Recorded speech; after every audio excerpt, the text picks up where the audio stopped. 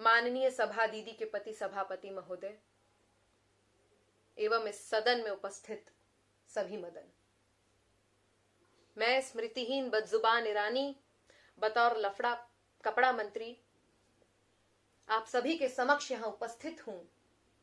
Petrol, diesel और gas की कीमतों में जो अभूतपूर्व वृद्धि हो रही है उसके ऊपर कुतर्क करने के लिए। अब आप में से कुछ लोग कहेंगे कि कपड़ा मंत्री पेट्रोल और डीजल के दामों पर क्या कहेगी। इस सदन में उपस्थित प्रत्येक मदन के बदन पर जो कपड़ा है वह मेरे ही मंत्रालय की देन है और ये वही कपड़ा है जिसे बेचने इस देश की जनता जाएगी अब जब उसे पेट्रोल खरीदना होगा। तो क्या एक कपड़ा मंत्री के वक्तव्य का कोई महत्व नहीं रह जाता है? महोदय, मैं आपसे सविनय निवेदन करना चाहती हूं कि 8 वर्ष पुराना वह वीडियो जिसमें मैं वृद्धि के खिलाफ विरोध प्रदर्शन कर रही हूं न दिखाया जाए, क्योंकि स्मृतिहीन के स्मृति पटल पर उस समय की कोई स्मृति शेष नहीं रह गई है। भारतीय पेट्रोल महंगा क्यों है? भारतीय पेट्रोल सर्वोत्तम गुणवत्ता वाला पेट्रोल है, इसीलिए सबसे महंगा है। पाकिस्तान में पेट्रोल की कीमत 50 से 51 रुपए प्रति लीटर ऐसी ही कुछ है। भारतीय पेट्रोल की कीमत उससे दोगुनी है क्योंकि वो उससे दोगुना अच्छा है। ये मौका है उन सभी लोगों के लिए जो विभाजन के समय पाकिस्तान नहीं जा पाए और अभी भी जो सरकार के खिलाफ बोलते हैं। आपको सस्ता पेट्रोल अगर चाहिए तो आप लोग पाकिस्तान जा सकते हैं। और जब इस सर्वोत्तम गुणवत्ता वाले भारतीय पेट्रोल को हमने बेशकीमती और अमूल्य बना दिया, तब गांधी परिवार का एक राहु केतु कहता है कि पेट्रोल की कीमतें बिना मतलब बढ़ रही हैं।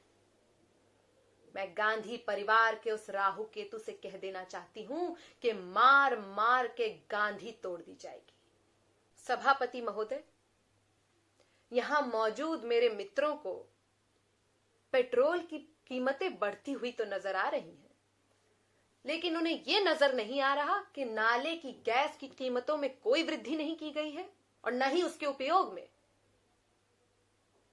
पेट्रोल की कीमतें हमारे प्रधानमंत्री ने बढ़ाकर गरीबों का साथ दिया है और अमीरों के खिलाफ एक मास्टर स्ट्रोक रचा है।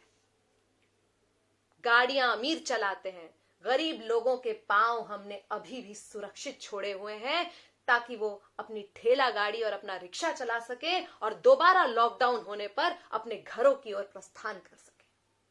हां, मैं एक बात अवश्य मानती हूं, मिट्टी के तेल की कीमतों में बढ़ोतरी नहीं होनी चाहिए। मिट्टी का तेल बैन हो जाना चाहिए,